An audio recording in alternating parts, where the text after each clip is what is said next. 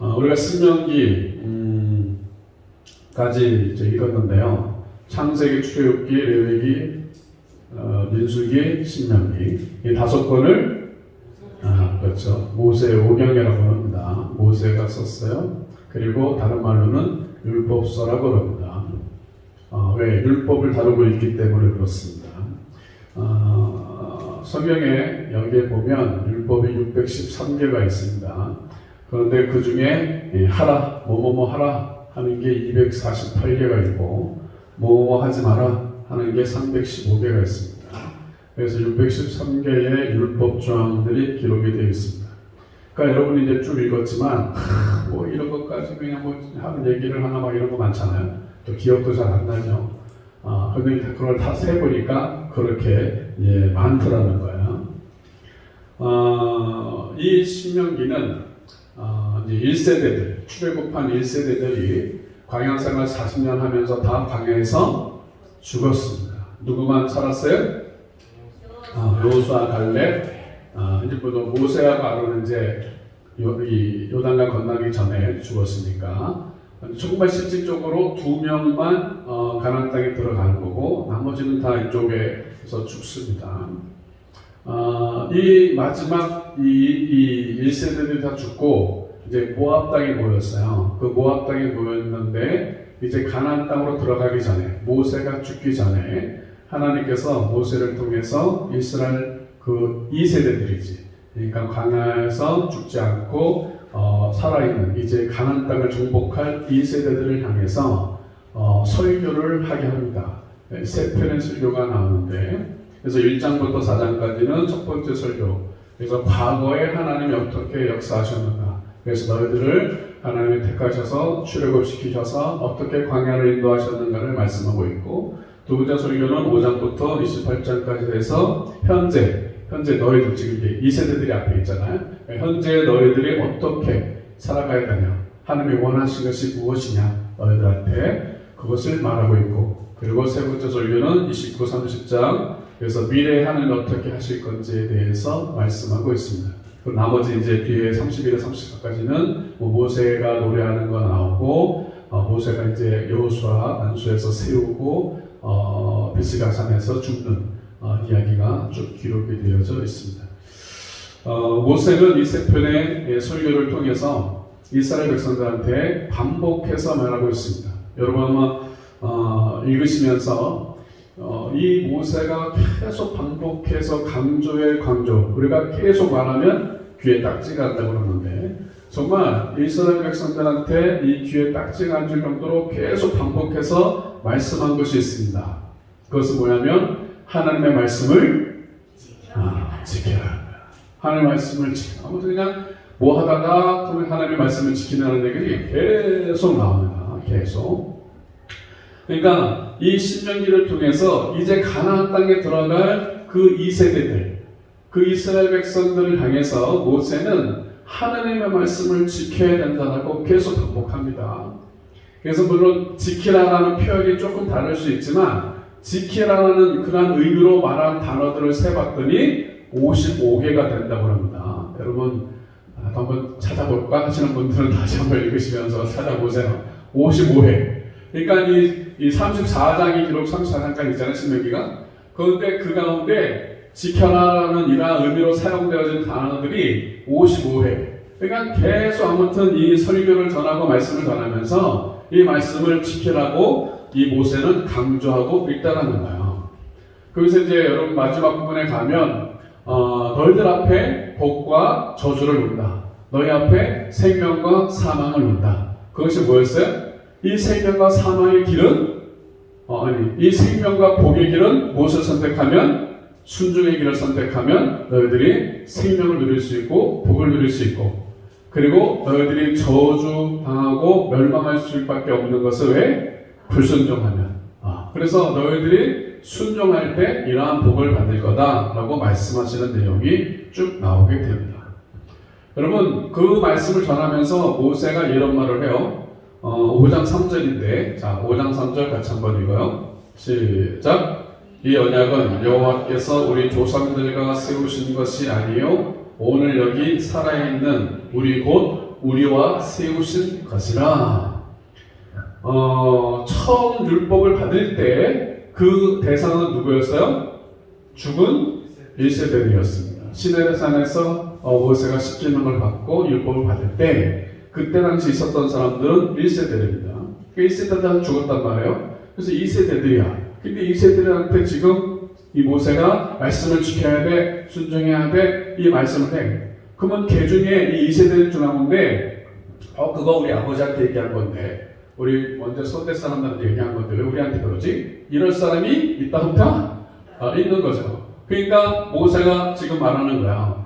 이 율법은 이 말씀은 우리 조상들과 세우신 것이 아니다. 너희 아버지, 너희 할아버지랑 세운 게 아니라 오늘 여기 살아있는 우리, 바로 살아있는 너한테 지금 하나님이 이 말씀을 하고 있는 거고 언약을 세운 거야 라고 말씀하고 있습니다.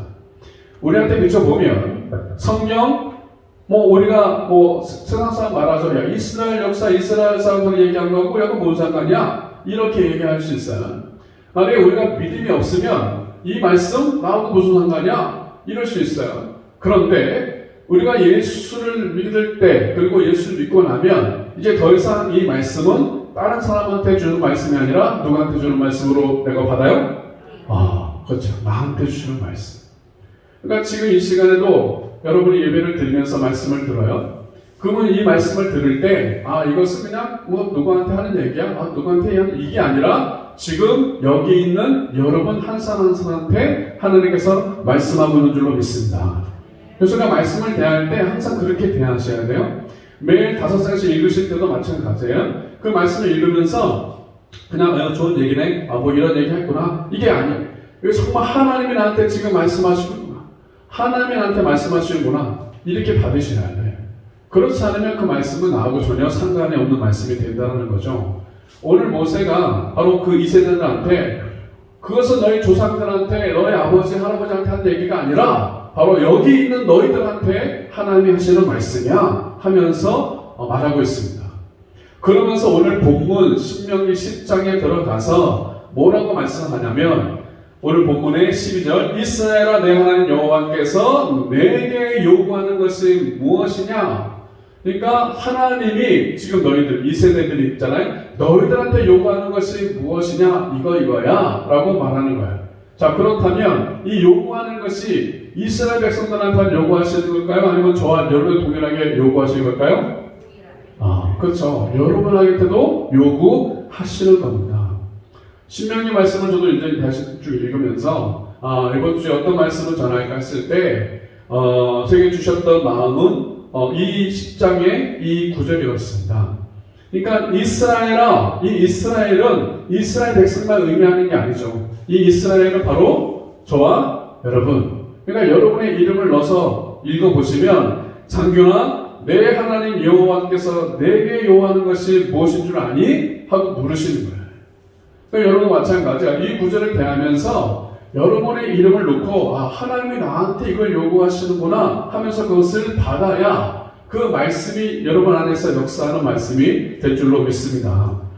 여러분 하나님께서 우리한테 요구하는 것이 무엇인지를 알고 그 요구하시는 대로 그 바라시는 대로 사는 것 굉장히 중요한데 그것을 정말 내 말씀으로 받아들이려면 기억할 것이 있다. 그것이 뭐냐면 14절이에요. 14절. 자, 14절 읽겠어요. 시작. 하늘과 모든 하늘의 하늘과 땅과 그 위의 만물을 본래 내 하나님 여호와께 속한 것이로되 하나님께서 우리한테 너한테 요구하는 게 이거야 라고 말씀하시는데 그것을 요구하시는 하나님은 어떤 분이냐면 14절에 보니까 어떤 분이에요? 이 모든 것이 다 하나님께 속한, 하나님은 창조주 하나님이고 이 모든 것의 소유자가 되시는 주인이신 하나님이라는 거야. 이 모든 것, 이 모든 만물에 이 세상만 들어가는 게 아니라 바로 우리도 거기에 포함되어 있는 거야. 그러니까 저와 여러분이 누구의 소유예요? 하나님의 소유. 우리 다 하나님에 속한 거야. 그러니까 하나님께 내가 속한 자, 하나님이 나의 주인이라고 고백하게 될 때 하나님의 그 요구를 내가 들을 수 있는 거야. 세상 사람들한테 만약에 이 구절을 주면 그들이 그 요구대로 살겠어요? 안 살죠. 왜? 왜? 하나님하고 나하고 상관이 없다고 생각하니까. 만약에 여러분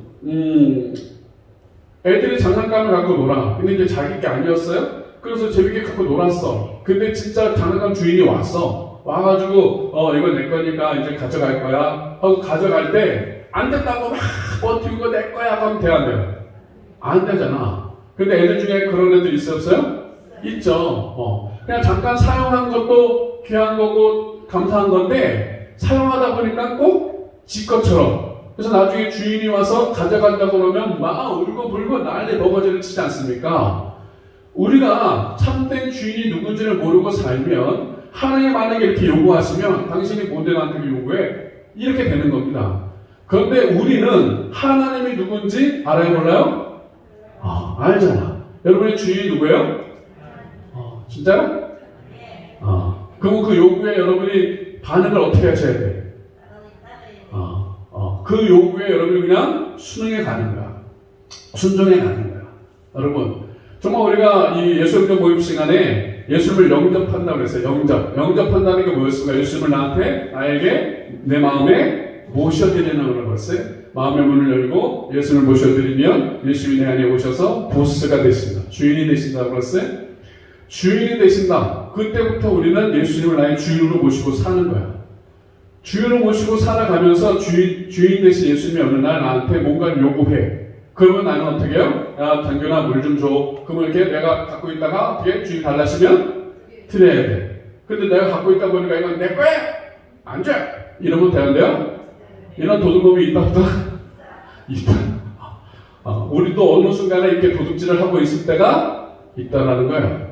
그러니까 오늘 이 하나님께서 우리한테 요구하실 때 여러분이 하나님이 나의 주인이라는 것이 고백되지 않으면 왜 이런 걸 말씀하시는 거야? 왜 이걸 요구하시는 거야? 이렇게 될 수밖에 없거든요. 여기 계신 분들은 다 우리 하나님이 나의 구주고 구원자고 예수님이 나의 주인님이심을 고백했기 때문에 오늘 이 요구에 여러분이 믿음으로 또 순종함으로 반응할 수 있길 주로 축원합니다. 그렇다면 하나님께서 우리에게 요구하는 것이 무엇일까? 자, 12절 다시 한번 봐요. 자, 12절 내용이 뭔지 잘 보시면서 시작. 이스라엘아, 내 하나님 여호와께서 내게 요구하는 것이 무엇이냐? 곧 내 하나님 여호와를 경외하여 그의 모든 도를 행하고 그를 사랑하며 마음을 다하고 뜻을 다하여 내 하나님 여호와를 섬기고. 일단 12절. 자, 첫 번째 요구가 뭐예요? 하나님을 경외하라. 하나님을 경외하는 것입니다. 곧 내 하나님 여호와를 경외하여 라고 되어 있죠. 경외라는 단어는 우리가 많이 씁니다. 그래서 경외한다는 것은 두려워하는 것이고 공경하는 것이고 경배하는 것입니다. 단어적인 뜻으로는 공경하고 두려워한다는 의미를 가지고 있는데 경외한다는 것은 어떠한 대상이 있잖아요. 어떠한 대상이 나하고는 비교할 수 없이 높은 크신 분이기 때문에 우리 안에 그 앞에 서면 저절로 이 경외, 이 두려워하는 마음을 가질 수밖에 없는 마음과 자세. 그러니까 우리가 우리 인간 사회에서도 그런 거 아닙니까? 좀 너무 큰 사람 앞에 있으면 막 떨려 이런 마음이 있잖아. 그런데 하나님 앞에 창조주 하나님, 그 만물의 주가 되신 그 하나님, 그 거룩하신 하나님, 만왕의 왕이신 하나님 그 앞에 내가 나아갈 때 아무렇지도 않다? 이럴 수 있을 수 없는 거예요. 그러니까 그 너무나 크신 존재이신 그분 앞에 나아갈 때 우리의 마음은 항상 이 경외함 속에 나아갈 수밖에 없다는 거예요. 그래서 전도서 12장 13절에 이렇게 말합니다. 같이 읽어요. 시작.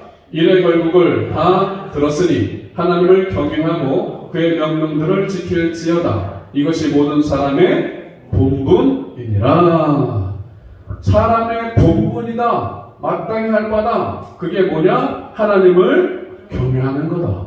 그러니까 우리 하나님의 창조물이니까 창조물인 우리는 창조하신 하나님 앞에 우리가 이 경외하는 마음, 이것을 항상 가지고 있어야 한다는 거예요. 그런데 이 하나님을 경외한다는 것이 추상적이니까 두 가지로 말씀을 드리면 하나님을 경외한다는 마음이 뭐냐? 첫 번째는 하나님은 죄를 미워하시죠? 그러니까 내가 정말 하나님을 경외하는 사람이면 나도 죄를 미워해야 된다. 이해되십니까? 우리 하나님은 죄와 상당히 없으신 분입니다. 그렇다면 내가 하나님을 경외해. 그러면 나도 죄와 상관이 없는 자가 되어야 한다는 거예요. 자, 하나님이 정말 그 죄를 미워하시는 것처럼 우리도 죄를 미워해야 된다는 거예요. 여러분, 우리가 죄를 짓는 이유가 뭔지 아십니까? 근본적인 이유는 죄를 사랑하기 때문에 그렇습니다. 우리는 핑계 댑니다. 이런저런 핑계 대죠. 내가 연약해가지고 누가 꼬셔서 내가 실수해서 누구 때문에 핑계 댑니다. 그런데 근본적인 것을 찾아보면 여전히 그 죄를 내가 사랑하고 있는 겁니다. 놓지 못하는 거야. 미워하지 못하는 거야. 버리지 못하는 거야. 그래서 좀 은혜 받고 막 이럴 때는 하나님 사랑하면서 하나님의 사랑이 커져서 꼭 그 죄를 다 안질 것처럼 여기지만 계속 그게 이제 남아있는 거죠. 그러다가 좀 하나님에 대한 사랑이 식어지고 은혜가 좀 떨어지고 그러면 죄에 대한 사랑이 점점 또 어떻게 해요? 뭐라 피어나. 그래가지고 이 죄를 또 짓게 되는 겁니다. 그러니까 저와 여러분이 이 하나님을 경외한다 했을 때 정말 하나님을 경외하는 자는 하나님이 싫어하시는 죄까지도 동일하게 미워할 수 있는, 버릴 수 있는 자가 되어야 한다는 거예요. 그것을 잠언서 8장에 말해주고 있어요. 자, 잠언서 8장 13절. 자, 시작. 여호와를 경외하는 것은 악을 미워하는 것이라. 안 했어요, 제가 이거? 잠언 8장 13? 9장 10절 앞에 없어요? 제가 이제 읽을게요. 여호와를 경외하는 것은 악을 미워하는 것이라고 했어요. 잠언서 8장 13절이에요. 자, 여호와를 경외하는 게 뭐냐? 악을 미워하는 거다. 분명히 성경에 말씀하고 있습니다. 그러니까 여러분, 내가 하나님을 경외한다 했을 때에는 이게 막연하잖아요. 하나님을 경외하게 이게 뭘로 증명될 거야, 이게? 그러니까 이게 증명될 수 있는 방법은 뭐냐? 하나님이 죄를 미워하시니까 나도 죄를 미워하는 것으로 드러난다는 거예요. 근데 나 하나님을 경외해요 하면서 여전히 죄를 사랑하고 죄 가운데 빠져 살아. 그러면 하나님을 경외하는 거 아니에요? 아니라는 거짓말하고 있는 거예요. 속고 있는 거예요. 저와 여러분이 죄를 미워할 수 있는 점으로 축원합니다. 왜? 그것이 하나님을 경외하는 거니까.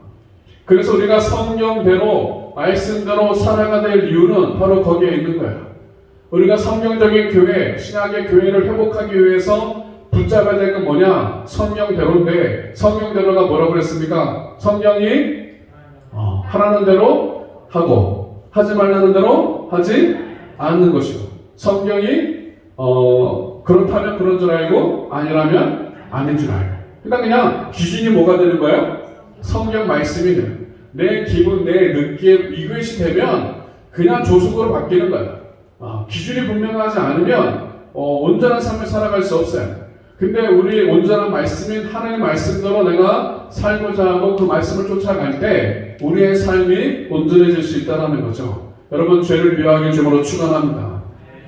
여러분 안에 있는 그런 모든 죄를 사랑하는 마음을 끊어버리셔야 돼요. 또 하나 경외하는 것 두 번째는 뭐냐면 하나님의 거룩하심과 하나님의 전능하심을 인정하고 우리가 부패했거든요. 전적으로 타락하고 부패한 존재, 우리 자신을 회복시키고 온전케 하신 하나님만을 의지하는 것입니다. 그러니까 내가 내 자신을 의지하면 하나님 앞에 온전한 경외의 삶을 살아갈 수 없어요. 그러니까 나를 구원하신 하나님만을 내가 의지하는 거죠. 주님만을 의지하는 거야. 여러분, 잠언서 9장 10절. 자, 시작. 여호와를 경외하는 것이 지혜의 근본이요 거룩하신 자를 아는 것이 명철이니라. 하나님을 경외하는 것이 지혜의 근본이다 라고 말하고 있습니다. 우리가 삶을 살아가는 어떠한 이 지혜, 그 삶의 길은 하나님을 경외하는 것부터 시작이 되어진다는 것입니다. 여러분의 삶 속에 우리를 창조하시고 구원하신 여호와 하나님을 의지하는 자가 되길 주로 축원합니다. 나 하나님을 경외해요 하면서 여전히 다른 것을 의지하면서 살면 그것도 거짓말하고 있는 거야. 두 가지라고 했어요. 하나는 죄를 미워하는 거야. 왜? 하나님이 미워하시니까. 그리고 또 하나는 나를 구원하신 하나님만을 의지하는 것입니다. 다른 것을 의지하지 않는 것입니다. 그것이 진정한 하나님을 경외하는 것입니다. 우리가 그냥 입술로만 하나님을 경외한다고 말하지 않고 정말 우리의 삶으로 그 경외함이 드러나는 것은 죄를 미워하고 그 다음에 하나님 말을 의지하며 사는 것이다. 자, 하나님께서 우리에게 요구하시는 것 두 번째입니다. 말씀해 보니까 두 번째가 뭐였어요? 그의 모든 도를 행하고 하나님의 모든 도를 행하는 것이다 라고 말합니다. 하나님의 모든 도를 행한다는 게 뭡니까? 하나님의 모든 길을 따라간다는 거예요. 하나님이 원하시는 길을 따라간다는 거예요. 하나님이 가신 그 길을 따라간다는 거예요. 자, 예수님이 제자들한테 이렇게 말씀하십니다. 마가복음 8장 34절 시작. 무리와 제자들을 불러 이르시되 누구든지 나를 따라오려거든 자기를 부인하고 자기 십자가를 지고 나를 따를 것이니라. 성경이 좋은 건 막연하게 말하지 않는다라는 거죠. 나를 따라라 하셨는데, 야, 예수님 하나님을 길을 따르는 게 뭐야? 여기 해서 물을 때 예수님이 분명하게 제자들을 불러서 누구든지 나를 따라오려거든, 야, 나를 따를래? 그러면 이렇게 하면 돼 라고 말씀하셨습니다. 그것이 뭐예요? 자기를 부인하고 자기 십자가를 지고. 자기 부인, 자기 십자가를 진다라는 것이 뭡니까? 그것은 옛사람, 그러니까 예수 믿기 전에 옛사람이죠. 그 옛사람 가운데 사는 게 아니라 이제 예수 믿고 우리는 옛사람이 아니라 새사람이 되었단 말이에요. 저와 여러분 예수 믿는 순간 우리는 그리스도 안에서 새로운 피조물이 되었습니다. 그렇습니까? 네. 다 새로운 피조물이 됐어. 그래서 나는 죽고 예수로 사는 삶을 사는 거죠. 그런데 문제는 뭐냐면 저와 여러분이 예수를 믿었어요. 거듭났어요. 그런데 아직도 옛사람이 나를 주장하게 만든다는 거예요. 다시 말하면 아까 처음 말씀드렸던 죄를 사랑하니까 이 옛사람의 모습을 여전히 사랑하니까 이 옛사람을 벗어버려야 되는데 옛사람 가운데 계속 살아.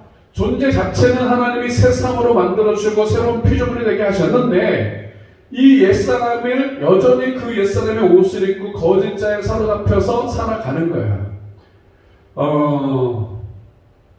우리가 이게 자기 부인한다는 것, 자기 십자가를 진다는 것은 내 힘으로 안 되거든요. 그러니까 내가 날마다 예수 그리스도 앞에 그리고 그 십자가 앞에 나를 못 박지 않으면 여전히 내 안에 있는 옛사람이 거짓자가 나를 계속 주장하게 만듭니다.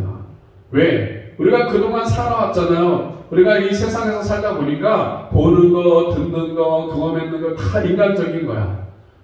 인본적인 거고 이게 어떤 이해되어져서 내가 용납되어지는 이것이 진짜인 줄 알고 뭐 이런 어떤 세상의 가치관 속에 살다 보니까 예수 믿고 거듭났어요. 새로운 피조물이 됐지만 여전히 그런 세상의 가치관이나 그런 경험이나 내 생각이나 이런 걸 가지고 생활하는 거야. 이것이 바로 거짓 자아고 옛사람인데 이것을 이걸 끊어버려야 되는데 이것을 끊어버리는 것은 뭐냐? 내가 날마다 십자가에 죽는 거죠. 날마다 십자가에 못 박는 거죠. 나를 부인한다는 것이 바로 그거 아닙니까?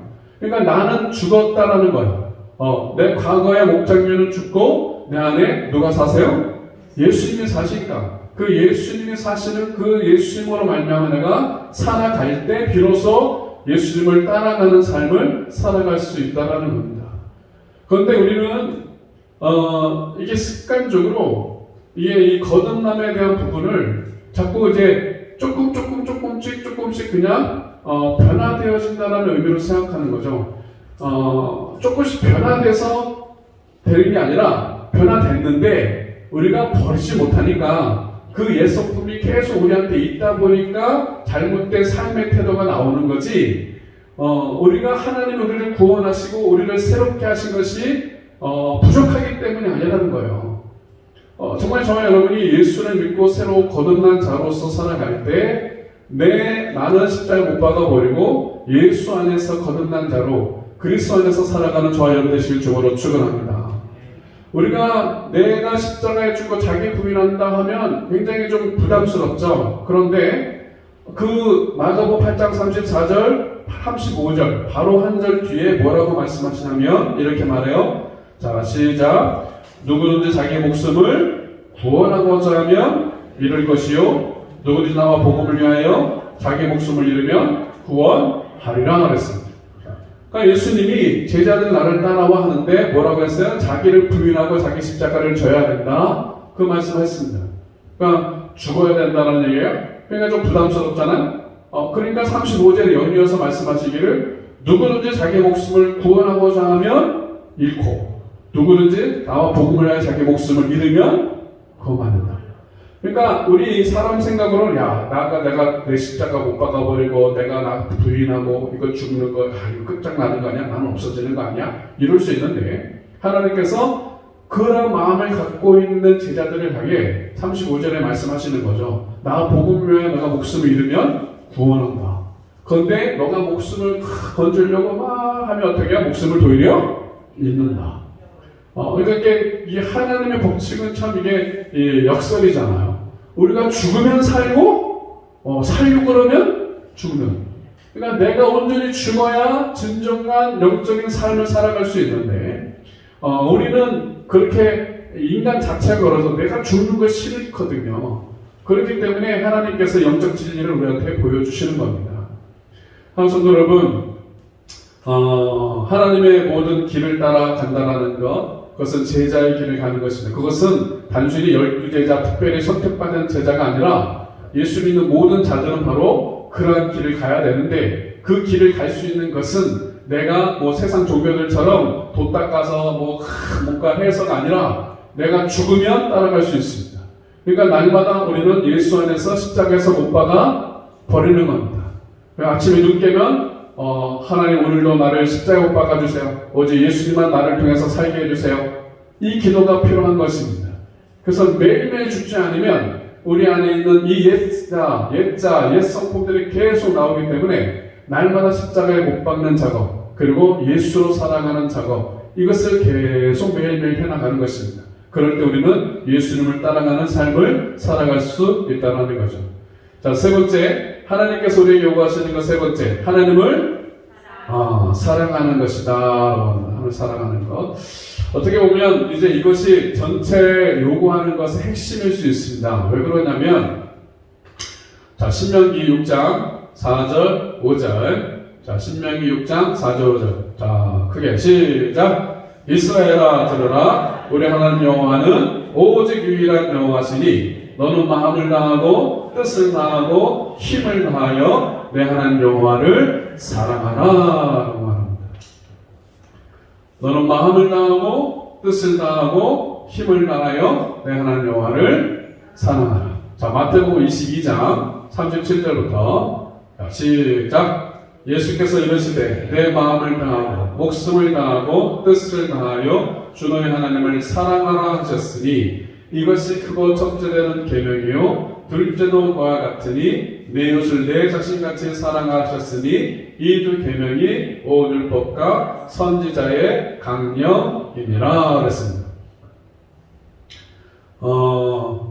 이스라엘 백성들한테 하나님께서 말씀하시기를 마음을 다하고 뜻을 다하고 힘을 다하여 여호와를 사랑하라 말씀하십니다. 그리고 이제 신약에 들어와서 예수님께서 제자들과 우리한테 또 말씀하시기를 두 가지를 말씀하시죠. 하나님을 사랑하고 내 이웃을 내 자신과 같이 사랑하라 말씀하십니다.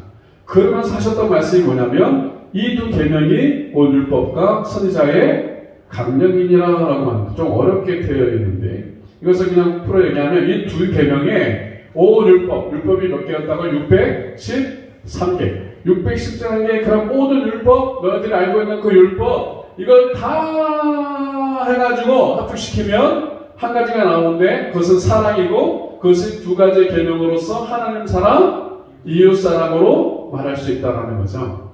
그러니까 예수님께서 이제 신약 시대를 살아가고 복음의 시대를 살아가는 자들한테 똑같이 너희들 613개 율법 지켜야지 돼, 율법 지켜야지 구원받을 수 있어 이렇게 말씀하시는 게 아니고 그 율법들이 있었는데 그 율법을 폐하는 게 아니라 없어요. 그것을 무시하자는 게 아니라 그 율법이 왜 율법을 주셨느냐, 왜 613개의 율법을 하나님이 이스라엘 백성들에게 주셨느냐, 그 원래의 뜻은 하나님을 사랑하라고, 이웃을 사랑하라고 그래서 주셨다라는 거예요. 여러분 그 앞에 신명기 쭉 읽을 때 율법 나올 때 도피성 얘기도 나옵니다. 도피성이 뭐예요?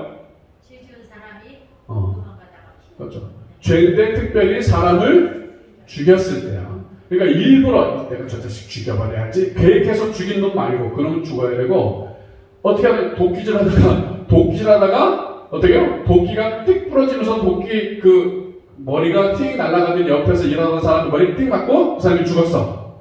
어떻게 일단은 살인자가 됐어. 그러니까 이거 억울하잖아요. 이게 죽이려고 죽인 게 아니라 그래가지고 어떻게 뭘 만들어라? 도피성을 만들어가지고 잽싸게 튀는 거지 글로. 왜? 이 사람 가족이 이제 저놈 때문에 죽었다 그래서 원수를 갚을 테니까 빨리 튀어가지고 도피성에 들어가. 그러면 죽일 수 없는 거야.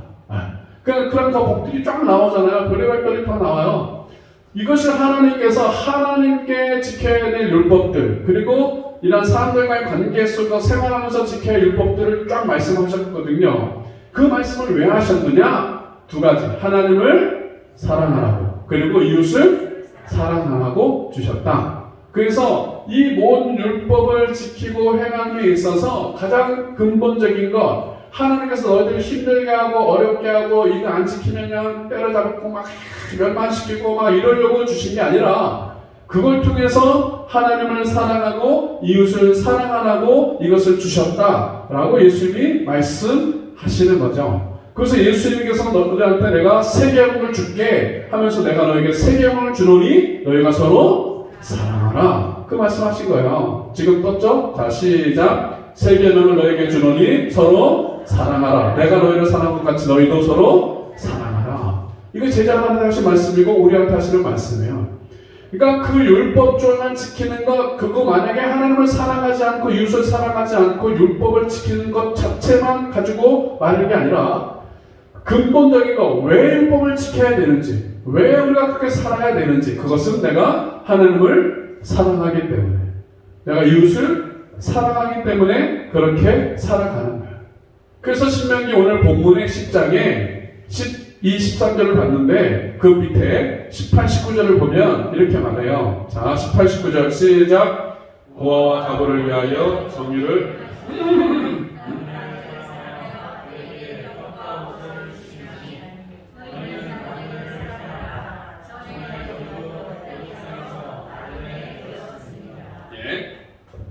고아와 가부를 위하여 정의를 행하시며 나그네를 사랑하여 그에게 떡밥을 주시나니 너희는 나그네를 구하라 사랑하라. 성경에는 나그네, 고아, 가부 얘기가 많이 나오죠. 구약에. 또 시작 들어서 마찬가지인데 그것이 어떤 특정한 나그네, 고아, 가부만 말하는 것보다도 그 당시에 가장 힘들고 어렵고 자기 스스로 살기 어려운 사람들이 누구였다? 나그네, 고아, 가부였다. 지금하고 똑같이 적용할 수 없는 건 돈 많은 가부 있어요? 없어요? 있어요. 돈 많은 가부 있어요. 네. 또 고아도 부모가 상속을 많이 내겨주면 고아지만 부자일 수 있잖아요. 그냥 단순히 나그네, 고아, 가부는 다 돌봐야 돼. 이 차원보다도 사회적인 약자, 정말 힘들고 어렵게 살아가는 그 사람들을 말하는 거예요. 남편이 다 있어도 힘들고 어려울 수 있잖아요. 고아가 아니더라도 힘들고 어려울 수 있잖아요. 그러니까 그렇게 생각해야지, 그래, 나그네, 고아, 가부만 한쪽인가 보다가 아니라, 그러니까 왜 그때 당시 때는 아이들은 인간 취급을 안 한 시대잖아. 그러니까 그네들이 할 게 없는 거예요. 어떻게 돈 벌어 먹기도 힘들고 막 이러니까. 그래서 성경 이 신명기에 또 쭉 율법 얘기하시면서 야, 너희들이 포도 땄냐? 포도 땄으면 그 다음에 다시 가서 또 그 나머지를 따지 말라 말씀하시는. 왜? 그 남은 거는 나그네, 고아, 가부들이 먹어야 돼. 이삭을 했냐? 그러면 또 가가지고 이삭 떨어지고 날라리 갖고 오지 말고 어떻게 냅두라. 왜? 또 마찬가지 나그네 또 고아, 가부들이 그 이삭 죽게 해가지고 먹고 살아야 되니까 그 말씀하시는 것 쭉 나오잖아요. 그러니까 하나님께서 이들을 사랑하셨다라고 표현하십니다.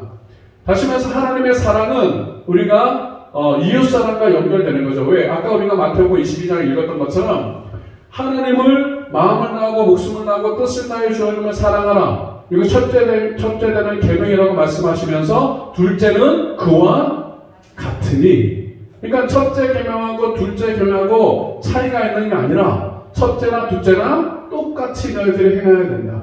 나 하나님을 사랑한다 하지만 이웃을 사랑하지 않으면 된 거야, 안 돼요? 온전한 사랑이 아닌 거죠. 하나님을 사랑하지 않고 난 이웃만 사랑해, 뭐 선행 좋아하고 구제 좋아하는 사람 있잖아요. 그것만 한다고 되어지느냐? 안 되는 거죠. 이게 같이 가는 거죠. 하나님과 이웃에 대한 사랑은 같이 가게 되어 있는 거예요. 그래서 지금 오늘 그 본문을 다루면서 18, 19에 그 말씀을 하신 거예요. 고아하고 나그네. 이 나그네는 이제 외국 사람들을 말하는데, 뭐 우리 지금으로 말하면 외국인 노동자를 줄 수 있겠죠. 아무튼 이러한 연약한 이러한 자들을 사랑하라고 말씀하신다. 이것이 저와 여러분에게 요구하시는 하나님의 요구라는 것이죠. 자, 네 번째. 하나님께서 우리에게 요구하시는 건 네 번째는 뭡니까? 마음을 다하고 뜻을 다하여 하나님 여호와를 섬기라는 것입니다. 그러면 섬기라는 것, 뭐 이것도 여러 가지가 나올 수 있기 때문에 그런데 하나로 말하면 예배하는 삶을 말합니다. 예배하는 삶. 예배하는 삶은 단순히 지금 이렇게 주일날 11시 예배만을 의미하는 게 아니라 우리 모두 다 예배자입니다. 여러분의 삶이 예배가 되는 거죠. 근데 특별히 이렇게 시간을 정한 이렇게 주일날 모여서 예배 드린다 했을 때에 우리가 이 예배를 어떻게 드려야 되느냐? 오늘 본문에 있는 것처럼 마음을 다하고 뜻을 다하여 하나님을 섬기라고 하는데 이 뜻은 세번역에서는 이렇게 말해요. 정성이라고 표현했어요. 그러니까 마음을 다하고 정성을 다하여 주 당신들의 하나님을 섬기라고 세번역을 하고 있습니다. 그러니까 마음을 다하고 뜻을 다하여 했을 때 이 뜻은 뭐냐? 정성을 다한다. 정성을 다한다. 왜 그러냐면 이 정성을 다하는 것이 굉장히 중요합니다. 우리가 오늘도 이렇게 모여서 예배 드리고 있지만 똑같은 자리에 똑같은 공간에 여러분 있을 수 있어요. 그런데 어떤 사람은 정말 정성을 다해 하나님 앞에 예배하는 자가 있을 수 있고 어떤 사람은 그냥 있을 수 있다. 그래서 하나님은 기가 막히게 그것을 잘 아신다. 우리가 세상 사람 흔히 하는 말로 귀신처럼 한다고 그러죠. 왜? 귀신도 이제 신. 그러니까 우리 하나님은 거룩하신 하나님이니까 모를 수 있는 게 뭐가 있겠어요. 그래서 마태복음 15장 8절에 이렇게 말해요. 이 백성이 입술로는 나를 공경하되 마음은 내게서 멀다. 이것이 뭐 시작뿐만 아니라 이제 구약 때 하나님 말씀하신 건데 이스라엘 백성들이 하나님 앞에 입술로는 하나님을 공경해, 하나님을 사랑한다고 말해, 하나님을 경외한다고 말해, 하나님을 예배한다고 말해. 그런데 그 마음은 멀다. 다시 말해서 뭐가 없다? 정성이 없다. 우리가 세상 사람들도 우리 이제 이번에 설이지만 만약에 세상 사람들 제사 지내잖아요. 그러면 만약에 제사를 좀 제대로 막 지내고 막 이런 데들은 엄청나게 음식 준비하지 않습니까? 그러면 시어머니가 며느리가 만약에 음식을 준비할 때 며느리가 만약에 대충 만들어. 전도 막 대충 만들고 막 밉게 만들고 막 다 부셔지게 만들고 막 이러면 어떻게 해요? 야, 음식은 정성. 제사의 조상님이 와서 드실 건데 내가 대충 만드냐? 정성 들이게 만들어야지. 이런 말을 합니다. 비단 뭐 제사뿐이겠어요? 우리가 살아가면서 어떤 일을 행할 때 어르신들은 그런 얘기 많이 하죠. 여러분 세상 사람들조차도 그 우상한테 절하는 음식 하나 만들 때도 정성을 들이라고 하는데 정말 저와 여러분이 살아계신 하나님을 섬긴다고 하고 그 하나님을 예배한다고 하면서 마음이 없어. 정성이 없어. 그냥 시간 됐으니까 뭐 그냥 또 주일 빼먹으면 뭐하니까 예배 드려야지. 찬양. 여러분 우리가 찬양 드리는 거, 기도하는 거, 말씀을 듣는 거, 예물을 드리는 거, 봉사하는 거 다 마찬가지인데요. 그것이 어떻게 해요? 내 마음에 정성을 다해서. 그래서 마음을 다하고 정성을 다한다는 거 아닙니까? 마음을 다하고 내가 할 수 있는 모든 정성을 다해서 하는 것이에요. 여러분 구약에 우리가 이 레위기서를 다루면서 제사 쫙 봤잖아요. 제사에는 반드시 뭐가 있었어요? 피인데 그 피 모든 것에 번제나 소제나 다 제물이 있었어요. 하나님께서 분명히 말합니다. 빈손으로 내 앞에 오지 마라. 하나님이 돈이 없어요? 하나님이 그 뭐 짐승 잡아 먹기를 원해? 뭘 원하시는 거예요? 그들의 정성이죠. 마음이죠. 그냥 의뢰 그냥 하는 거. 아유 제졌네? 한 마리 바치자. 그래가지고 막 흠 있는 거 막 이런 거 바치지 말고 깨끗한 거, 흠 없는 걸 바치라고 그래요. 왜 그래요? 정성이죠. 만약에 우리 안에 양이 100마리 있어. 100마리 있으면 흠없는 거 드리려면 찾아야 돼, 안 찾아야 돼? 찾아야 되잖아. 이거 흠이 있나, 다리에 있나, 어디 옆구리에 있나, 어디 긁힌 거 없나. 찾아가지고 아주 그냥 깨끗한 놈, 그냥 흠없는 놈 해가지고 오는 거 아닙니까? 근데 나중에 이스라엘 백성은 어떻게 했어요? 저른발이, 눈 빠진 거, 어디 상처 난 거, 이런 걸 갖다가 그냥 제사 드렸습니다. 하나님 받으셨어요? 안 받으셨어요? 안 받았습니다. 왜요? 그렇습니다. 대충 하니까 이제 그거 고르기도 싫고, 더군다나 또 하나의 마음은 뭐예요? 그건 더 비싼 거. 네. 팔아먹으려면 이게 상처난 놈은 그냥 대가리야. 근데 이거 온전한 놈은 더 비싼 거 받을 수 있어. 야, 어차피 가서 죽여가지고 불태워서 드리는데 상처 나나 안 나나 똑같이 뭘 얘가 그냥 대충 가르쳐다 드리는 거야. 근데 하나님이 그것을 보시고 안 받으신 거예요.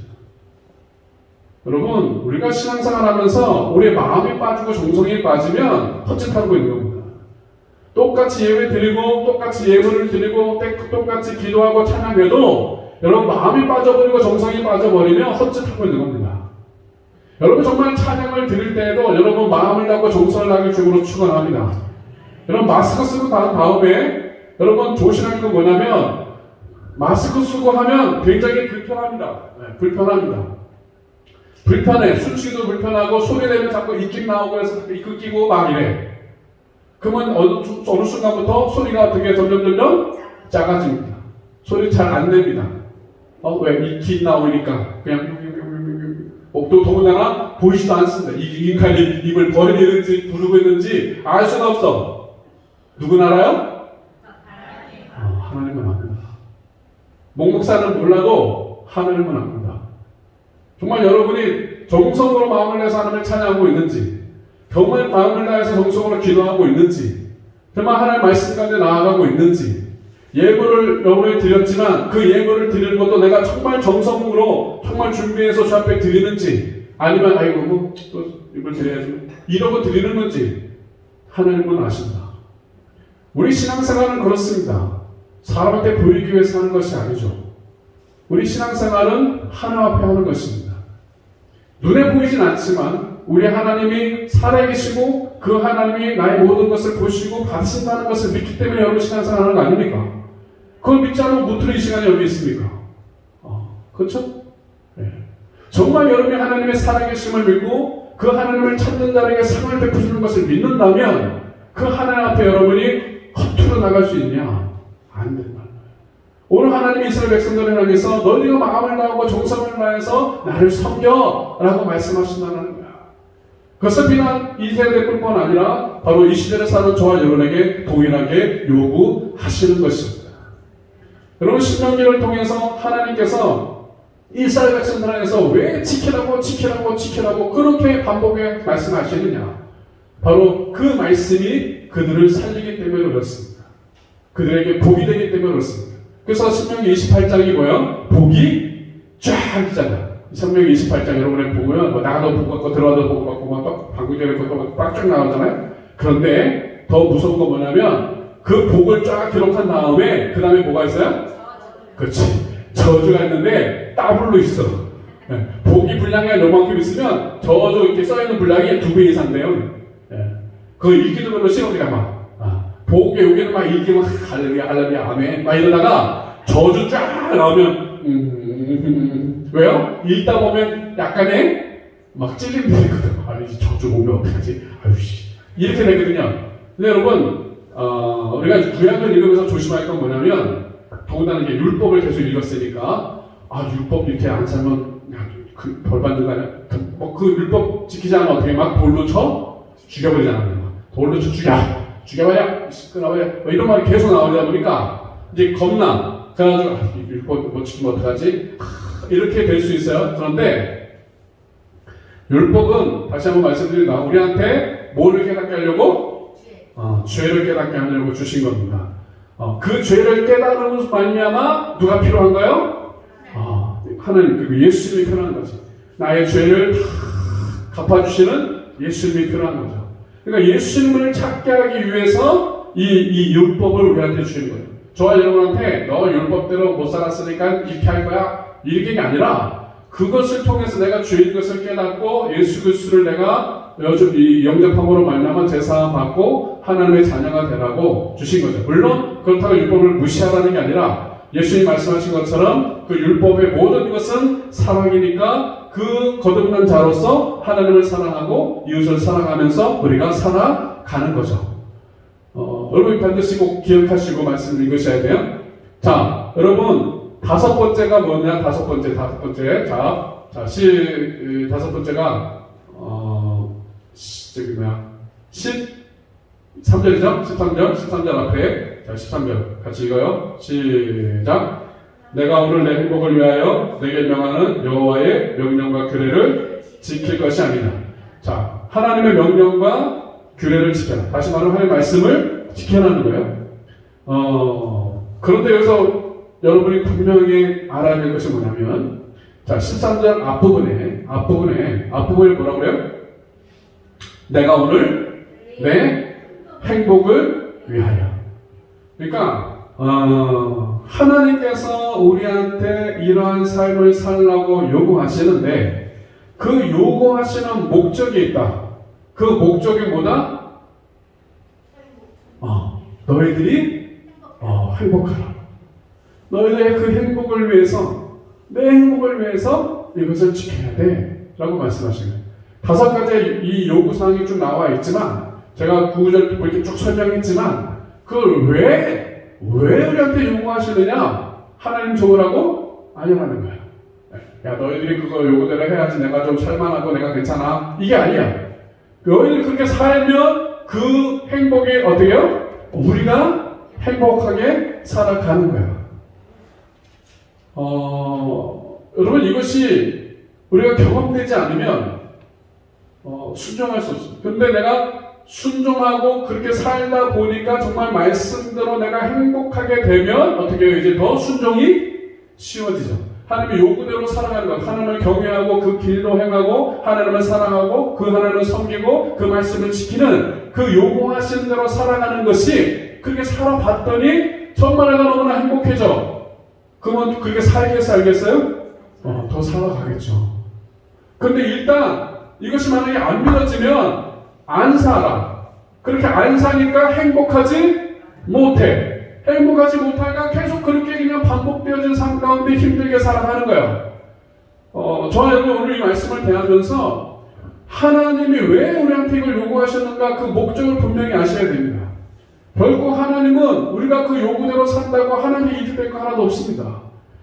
단순히 우리가 행복하기 원하시는, 꼭 자녀가 행복하기 위해서 그 부모가 자녀들한테 이렇게 권면하고 뭐라 얘기하잖아요. 그렇게 살아야 행복해. 왜? 먼저 살아봤으니까. 너 그렇게 살면 너가 지금은 그거 좋아 보이지만 정말 그것이 나중엔 쓴뿌리가 된다. 이걸 내가 경험해봤으니까 자식한테 얘기해요. 근데 자식이 어떻게 해요? 그걸 듣고 가면 좋은데 이놈의 인간이 듣지를 않아. 나중에 그것을 부딪혀보고 깨져보고 아파보고 땅바닥에 처박혀 봐야 되게 그때야? 아이고 그때 아버지 말을 듣는 건데 그때 엄마 말을 듣는 건데 그래서 그 말을 하셨구나. 이제 그게 깨달아요. 여러분 하나님께서 우리한테 요구하시는 것은 우리가 그냥 그렇게 찐텐 깨져가지고 다 죽을도 말도 된 다음에 그제서야 아이고 그때 말씀대로 살 거. 이게 아니라 미리. 이왕이면 미리. 여러분 자녀들이 이왕이면 행복한 길이 있으면 그냥 그것을 미리 알고 가서 행복하면 좋잖아요. 굳이 힘들게 그냥 저 비단에 척박힌 다음에 행복하면 좋아요? 아니잖아. 그러니까 부모 마음이 그런 거 아닙니까? 여러분 세상에서는 갑질한다고 그러죠. 갑질. 이 갑질이 뭡니까? 상대방보다 좀 위에 있는 사람이 자기 이익을 위해서 상대방한테 뭐 이래라 저래라 뭐 이렇게 하는 제멋대로 하는 그런 짓을 갑질이라고 합니다. 근데 세상 사람들은 그리고 믿음이 있지 않은 사람들은 꼭 하나님이 뭐뭐 하라 뭐뭐 하지 마라 하는 것을 꼭 세상에 갑질하는 것처럼 여기는 사람이 있다는 거야. 왜 하나님이 왜 그렇게 막 뭐 하지 말라 뭐 하라 뭐 이렇게 왜 힘들게 하냐고. 그 마음이 왜 그래요? 우리가 그런 세상에 살다 보니까 하나님도 꼭 그런 것처럼 세상에서 권력 있고 힘 있는 사람이 갑질하는 것처럼 하나님이 그래서 하라 하지 말라 자꾸 요구하는 것처럼 받아들인다는 거예요. 그 마음을 가지고 있는 한 결코 하나님 앞에 순종할 수 없어요. 근데 하나님이 왜 우리한테 하라 하지 말라 하시느냐? 오늘 성경에 분명히 나오잖아요. 우리의 행복을 위해서, 우리를 복을 주기 위해서, 우리에게 생명을 주기 위해서 하나님께서 우리한테 말씀하시는 거야. 근데 마귀는 우리한테 속삭이는 거죠. 야, 너 맘대로 사는 게 행복한다고 속삭인다라는 거예요. 너 인생은 너 거니까 너 맘대로 해. 너 싶은 대로 살고 살아. 이것이 마귀의 속삭임 아닙니까? 정말 마귀가 행복을 우리한테 줄 수 있어요? 줄 수 없습니다. 여러분, 세상은 말합니다. 행복하게 원하냐? 더 많이 소유하라고 말합니다. 세상의 모든 것이 그렇습니다. 너 행복하게 원하냐? 더 많이 소유하라고 말합니다. 그래서 더 좋은 집, 더 좋은 차, 더 좋은 직장, 더 좋은 음식, 더 좋은 옷, 보석, 쾌락을 추구하게 합니다. 그런데 당장 그거 생겨가지고 좋을 수 있어요? 기쁠 수 있어요? 행복이 잠깐 누릴 수 있어요? 그러나 조금만 지나면 어떻게 해요? 그것은 영원한 행복을 주지 못한 것을 우리는 너무나 보고합니다. 그 뉴스에 보니까 김준수인가? 걔가 자동차 이렇게 보유하는 사람 중에 1등이래. 그랬더니 봤더니 41억? 차가 10대가 있는데 다 좋은 차 해가지고 총 차 값만 하니까 41억인가 얼마가 된대요. 2등은 얼마, 3등은 얼마 해가지고 쭉 나왔더라고요. 유명한 연예인들이나 스포츠인들이 차를 보유하고 있는데 1등부터 40몇 억이고 그 다음에 몇십억 막 해가지고 쭉 나와요. 글쎄, 그 김준수라는 그 연예인이 차 10대, 42억짜리 차 10대 내가 굴리고 있으니 너무 행복해. 과연 할까요? 아니죠. 네. 여러분, 몇십조, 몇백조 가지고 있는 그룹 회장이라 해가지고 나 몇백조를 내가 깔고 살아가지고 나 너무 행복해. 할까요? 아닙니다. 여러분, 로또 맞아도 행복은 잠깐입니다. 네. 로또 맞을 당시에 그냥 기절초풍할 정도로 행복한 거지 조금만 지나면 어떻게 해요? 그것 때문에 이제 골머리 썩는 겁니다. 네. 야, 이거 누가 알면 어떡하지? 막 숨어다녀야 되고, 누가 알면 또 어떻게 와서 돈을 빌려달라고 막 이러고 막 맨날 그냥 전화해 대고 막 문 앞에 와서 진을 치고 로또 당첨했는데 그 형제들 돌아보지 않냐고 막 또 그냥 욕박하지 하고 막 그 스트레스가 사는 거야. 그러니까 그 로또 당첨된 사람들이 행복하지 못하는 그건 다 이 기사에 나오는 거 아니겠어요? 여러분, 마귀는 소유해야지 행복하다고 말합니다. 그런데 결코 그렇지 않습니다. 꼭 이 하와를 속인 것처럼 너가 사나가 따먹으면 하나님처럼 될 수 있어 했지만 됐어요? 아니잖아. 타락해서 범죄함으로 하루가 멀어지게 됐고 죄가 들어와서 그 고생하며 사는 거 아닙니까? 그러니까 마귀는 솔깃하게 해가지고 행복을 줄 것처럼 속여. 그런데 많은 그리스도인들조차도 이 마귀의 속임에 빠진다는 거야.